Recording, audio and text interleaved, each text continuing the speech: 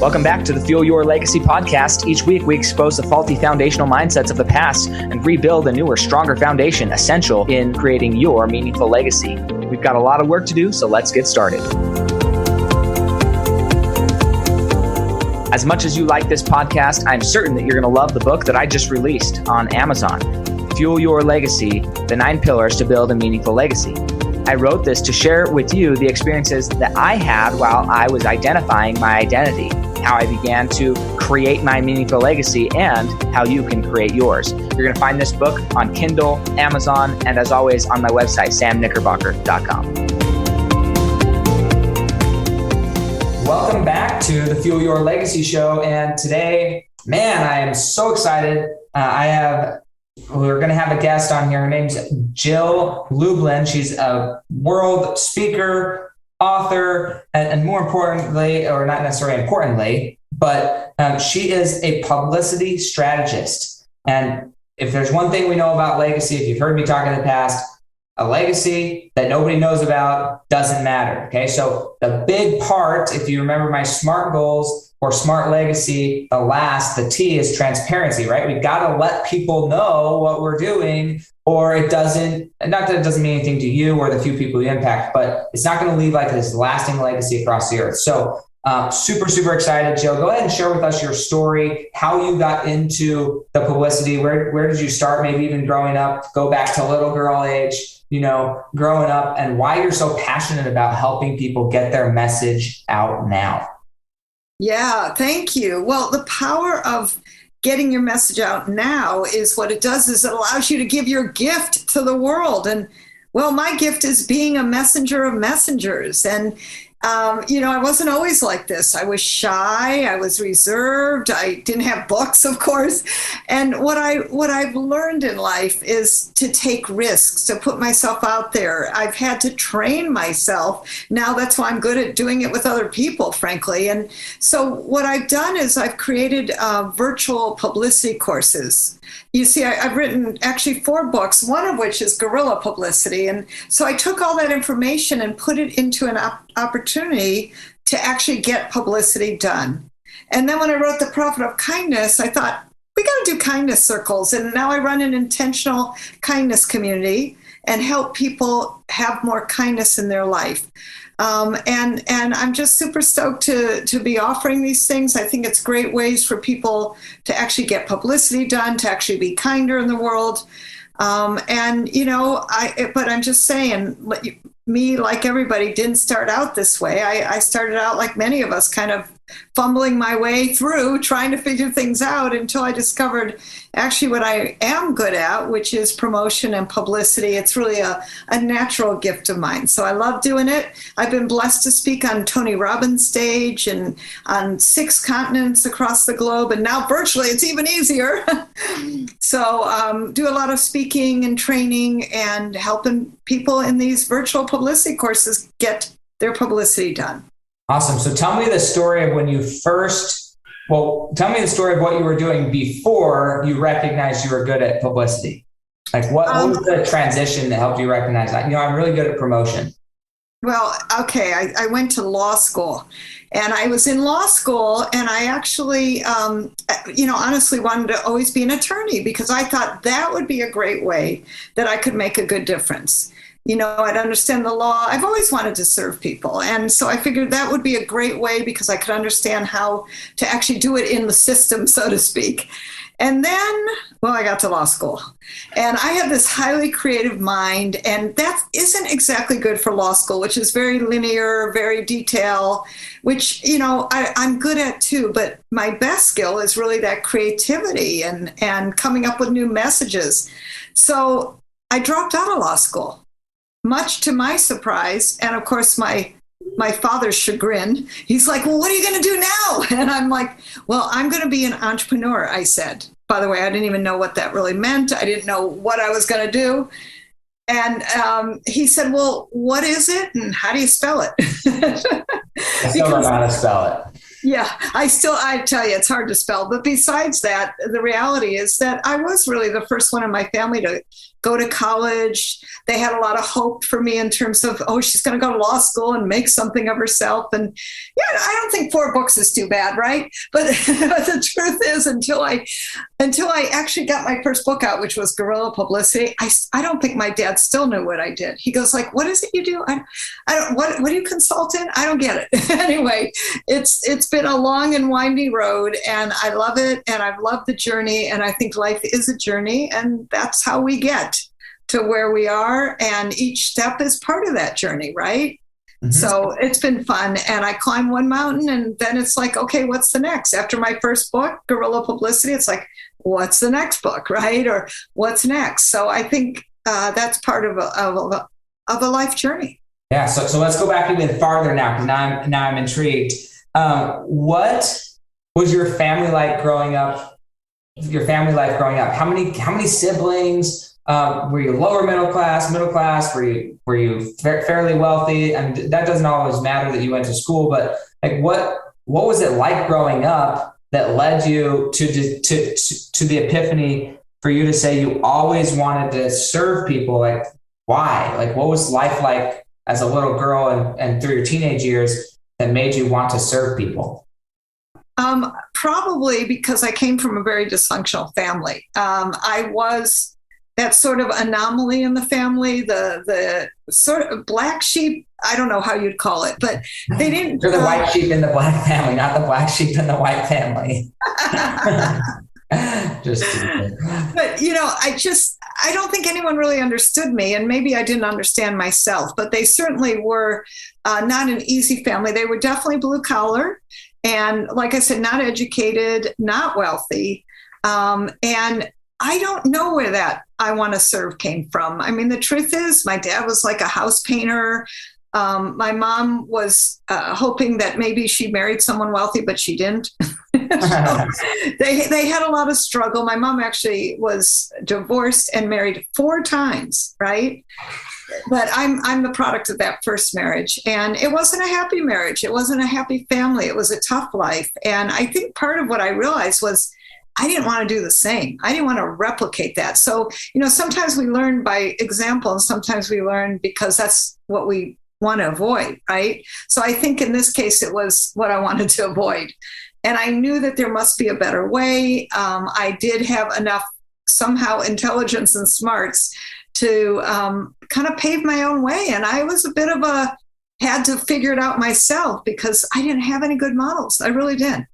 And so I think that created a lot of resourcefulness in me and resilience because I had to get through it. I mean, they weren't alcoholics or they didn't, beat me or any of that, thank God. I mean, they were nice people, but just not real capable parents. Mm-hmm. No, I think that's huge. I think it speaks to, I think a lot of people probably in that situation. I'm curious, and you kind of did a little bit at the end of that statement there, but growing up now, because this is the one thing that I find super interesting in my own childhood. When I was younger, I thought my life was absolute hell and it was the worst. And like, oh my gosh, how do I ever get out of this? And then growing up and now becoming a parent, I'm like, man, I'm so grateful I'm alive. My parents did awesome. I'm just grateful, There's only gratitude at this point. So from a legacy perspective, not that you have to or are obligated to take your parents and help legicize their life and your upbringing, but like, what do you do now, or what are things that you've realized through the ages of your maturing that you now look back and you pull from what your parents gave you and say, you know what, I actually would like to carry that legacy through my life and to the next generation? What are some of those things you just really respect about your parents, despite all maybe the imperfections that we all struggle with, myself included? My kids are going to hate me for the first 10 years of their life. I'm okay with it. Like how are you legacizing the things that you really love and respect about them? Well, a sense of fun. My mom, although frankly very irresponsible, was also really fun. So certainly I'll carry that legacy forward. And honestly, I'm grateful they taught me to really have to figure it out for myself, and that sense of independence, that sense of self-love. I really had to learn self-love. That's a legacy, actually. And to love them no matter what, to forgive them no matter what. And I think for all of us, everybody's doing the best they can. That includes our parents and their stories of their generation, which of course, is different than our stories of our generation, and your kids' stories are going to be different too, right? And so one thing I've learned is forgiveness, acceptance, letting go. I think that's important. And do you think that those were intentionally taught, or are those things that you picked up through observation, or are those things that you picked up, like you mentioned before, where it was like, hey, I found out what I definitely didn't want, and so now I'm more committed to those things in my life and moving forward? I think they did their best, but truthfully, it was almost like they didn't have, shall we say, a lot to offer. And at one level, I was like the sort of star of the family. Mm-hmm. See, look, I even wear the stars now. There you go. There you go. She knows what's up. I'm wearing stars today. But the point is, and by the way, they appreciated that, and they loved that about me, and they did acknowledge a lot. And so what parts they acknowledged about my own wisdom as a young child, right? And I remember my father set up a chalkboard. What was that? Yeah, that's what that was. In the basement. And I taught my younger brother simple skills. I don't even remember, but we did. I was like a teacher way back then at 8 years old, right? I was teaching my brother on the blackboard or green board or whatever it was, and writing in chalk and having fun with him, who, there's a lot of actually mental illness in my family.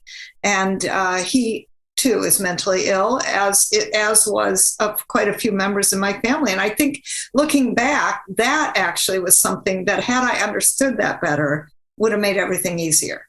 Sure. So some of the understanding. Well, I love that. So why is it so, from a publicity standpoint, because this is what's so fascinating and where I want to get into from a publicity standpoint, how do you know? I feel like every movie that I watch, every book, whatever I read, it always has like the protagonist, the antagonist. They've got the people who are really opposing themselves and that's what makes a good story. That's what makes something work. You have Apple pitted against Microsoft, and or against Android, and you have people go to the death, probably not literally, but figuratively, arguing one side or the other. And it really doesn't matter, but everybody gets more sales because of it. So, I mean, you have Dodge marketing against Chrysler, and the same person owns both. So it's always part of a publicity effort to create separation. But what I'm curious is, how do you create that separation, create the two people, but still honor both sides, so you're not actually putting each other down, you're just displaying the contrast rather than labeling one bad and one good. You're more just displaying the contrast to get more people to buy into your mission and your vision. Well, I think the world is built, unfortunately, in my opinion, on competition, sure. Right? So I happen to subscribe to co-opetition, meaning everybody can exist. The question is, how are we different? And then how can we support each other? Listen, some of my best referrals come from PR agencies, and sometimes people who maybe want to get it done themselves, they send them to me, right? And we figure out ways to support each other. So I think it's a delicate dance. I mean, the truth is, when all of it's said and done, everybody wants more sales. The power of what publicity does is it gets you that. So if you got two companies fighting for a position, to become number one, you're going to pay attention probably to both. You're going to probably, as a consumer, make a decision. And the power of publicity is understood very well by marketers. And here's the reality. We live in a society where we are constantly being marketed to. Mm-hmm. And so why shouldn't they use whatever they can? I call it use everything you've got.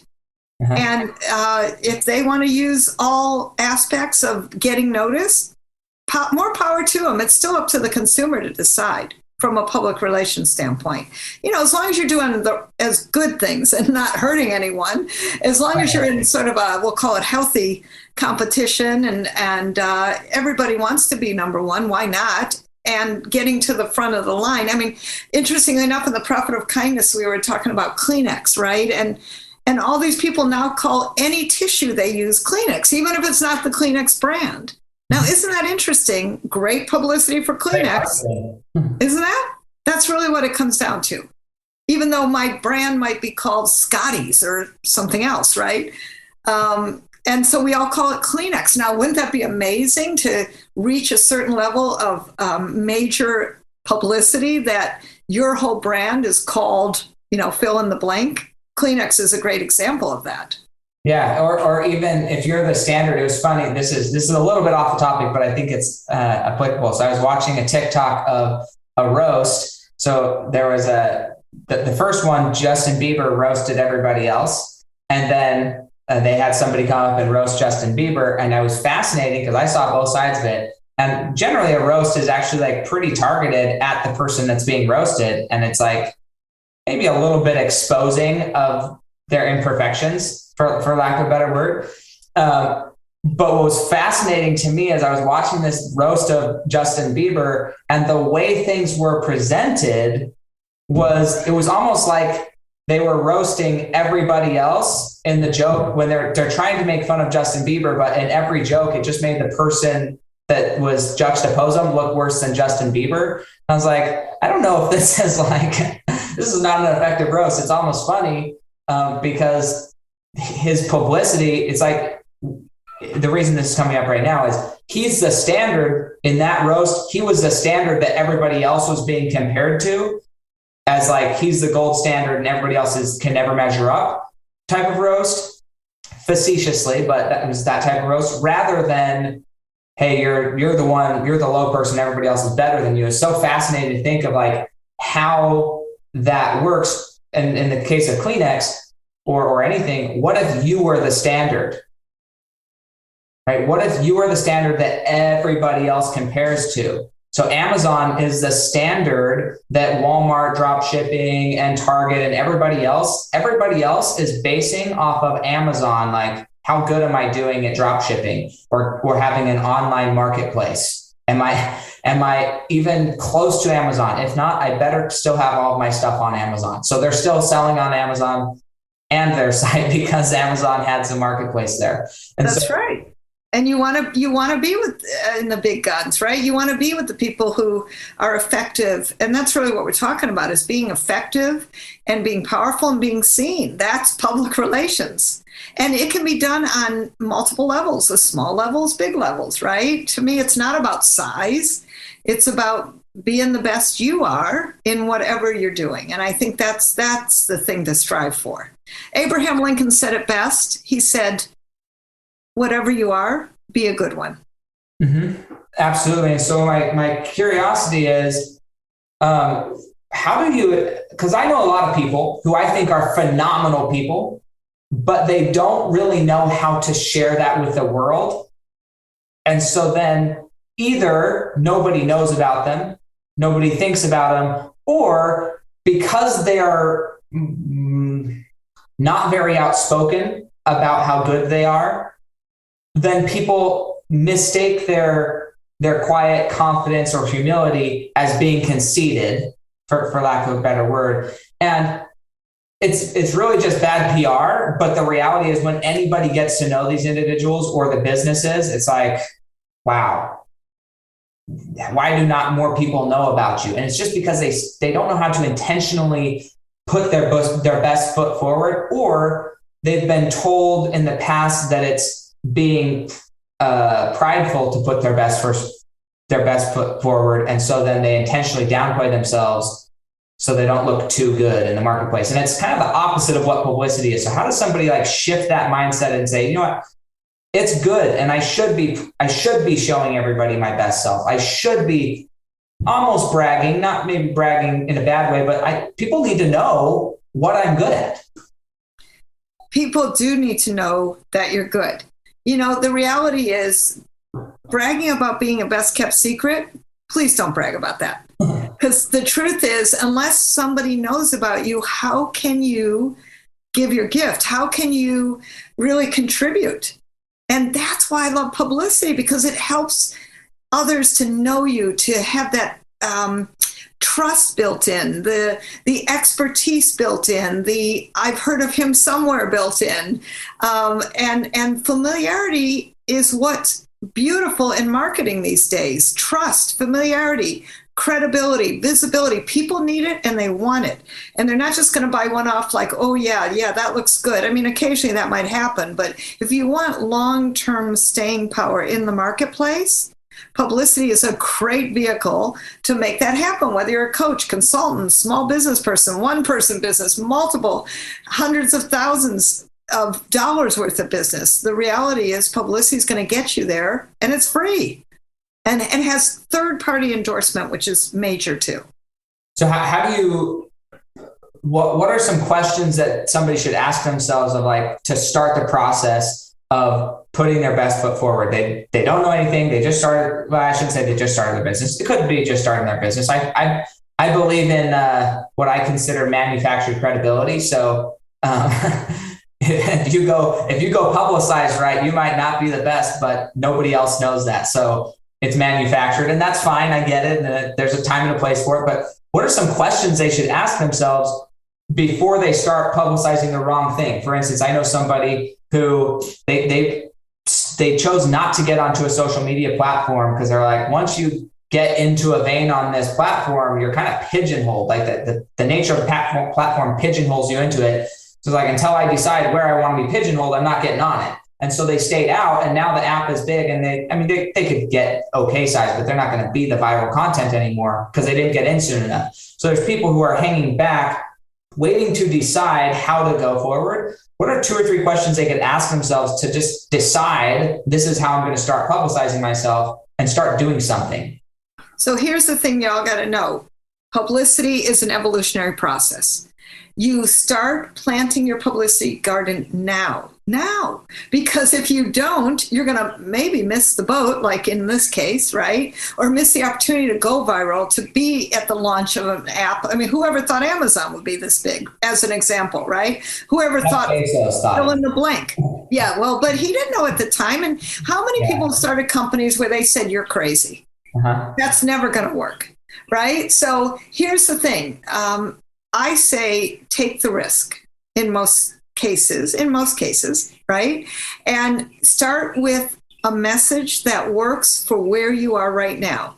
Like, what's the message that you want people to get for where you are right now? It doesn't have to be perfect. It will evolve. Like, one of the things I teach is to look at your message every 30 days, because things do change, including your bio. Look at your bio every 60 days. One of the things I noticed recently, I know this sounds crazy, I actually spoke on Tony Robbins' stage, and guess what? It wasn't in my short bio. It was in my long bio. But I realized, wait a minute, let's move that to the short bio. So there are just always tweaks that we are all making in our world, in our lives. And so to prevent yourself from never making it to the first rung of the ladder, right? You start where you start, and it's not about perfection. It's about taking that first step on that ladder, and then you move up and up and up, and your message, yes, will shift and change. It's okay. Every time I have a new book, guess what? I got a new message. I don't keep the message stagnant or static. So it's important that you know that you can shift and change too, including your message. But let's start with something. Yeah, just get out there. It's funny about books. I had one of like somebody that I have always wanted to interview, one of my favorite authors ever. And one day they requested to be on my podcast, and I was like, what? This is crazy, like law of attraction. So happy. And who is that, Samuel? Benjamin Hardy. Oh, he has some just phenomenal. He's a I don't know if he's an organizational psychologist, or I think it's an organizational psychologist, but studied tons and tons on the brain. And so he wrote a book. One of my favorite books was called The Willpower Doesn't Work. And so I got introduced to this like 5 or 6 years ago, and I loved this book. And then he came on to talk about a newer book that I forget the name of it, but personality isn't permanent. That's what his new book was. And anyways, so he comes on and I was interviewing him and he said, look, the book, like Willpower Doesn't Work, that I don't even believe half of that anymore, because like half of it's still good research, and it was good research at the time, but I wrote that 5 years ago and I've changed so much in the last 5 years. Well, this is the point, right? And guess what? I've changed in each book I wrote. Guerrilla Publicity, this is the third edition. Why is it the third edition? Because the first and second got outdated. Profit of Kindness, we're upgrading for who we are right now in society and in this world. And yes, I'm going out again with a new message for World Kindness Day, which happens to be in November 13th to be exact. So, the Profit of Kindness is a perfect message for World Kindness Day. Yes, you are always evolving your message. Yes, you are going out with what works right now and then taking it to next level. So do not be afraid with where you are right now, because it is perfect for who you are right now. Yep. And I completely agree. And you can always change your mind. I reserve the right to always change my mind. I emphatically say what I believe today, and it's true for me today, and tomorrow it may be different. I may have an experience like, nope, doesn't ring true. So I love this. We're running out of time though. So if somebody wanted to have a deeper conversation with you, obviously they can start with your books. That's what I would recommend always, to, before you go talk to the expert, do your own research so you can actually ask intelligent questions of the expert, not just stuff that they've answered 1,000 times in their books already. But like, where would they reach out to you? Where would they get more of Jill Lublin? Oh, thank you. So check out what I've done is created a super fun action guide for you. No nonsense, great publicity tips. And you can get that through publicitycrashcourse.com/free gift. And I think Sam's going to put it in the notes too. That's publicitycrashcourse.com/free gift. And here's the other thing. I've got a super great publicity masterclass. It's, just click the link and join me live in that, where I'm going to give you more great publicity ideas to get your name out there. So that'd be a great first place to get started. Yeah, I love it. And guys, honestly, I have a long way to go, but I will say that when I first talked to the first publicist, I don't know what you call it, publicist? I don't know. Yeah, I'm a publicity strategist, but yes. Publicity strategist. They gave me a list of stuff. I went and did it. And I went from being nobody to now pretty much anybody who Googles Sam Knickerbocker, I'm going to be on the top page, if not the number one hit. I'm competing still with Southern Baptist preacher, which I love the guy. He has the same name. He has more people who watch his YouTube videos, his YouTube sermons, than watch my YouTube videos. So if you want to help me out, go watch my YouTube videos. But anyways, I pretty much own that page because of words like this, of helping me become a better publicist myself. So it works. I promise you it works. And I encourage you to go and meet with her. So this is Legacy on Rapid Fire. What do you believe is holding you back from reaching the next level of your legacy today? Sometimes it's literally just a matter of time, but to me also that's an excuse. You just get more team, right? So I am at a point with needing more team to expand into what I'm doing next. Yep, to purchase more time. I love it. So what's the hardest thing you've ever accomplished in your life? Oh boy, that's a big one. Probably getting my first book out. The next ones were easier, but that first one is like, oh boy. It is a bit of a delivery. It is a bit of a hunker down and get her done.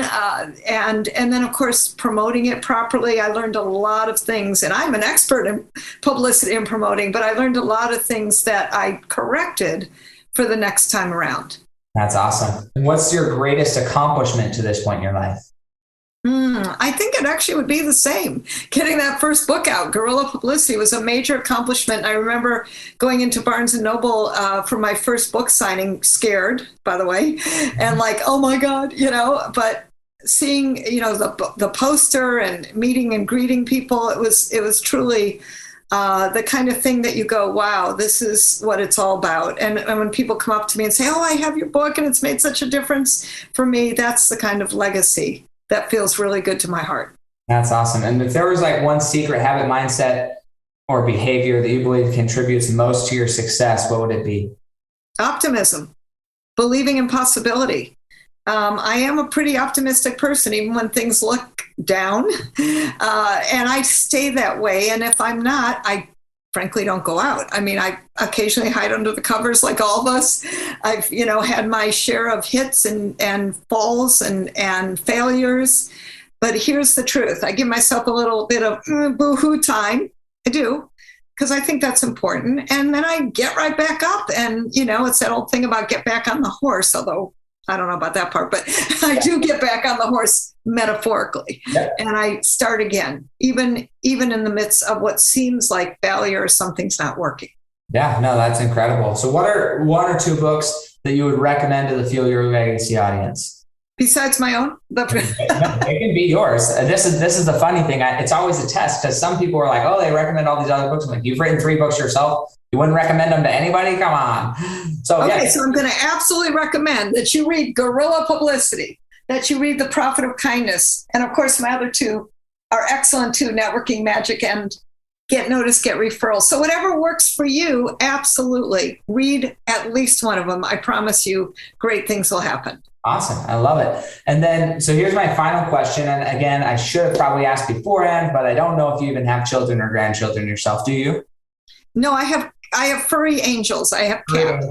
Okay. So we're going to adjust this question a little bit, but this is like what legacy you're leaving. So in 6 generations from now, your nieces, nephews, the next generations, if they were to sit around a table, this is like great grandchildren or that generation.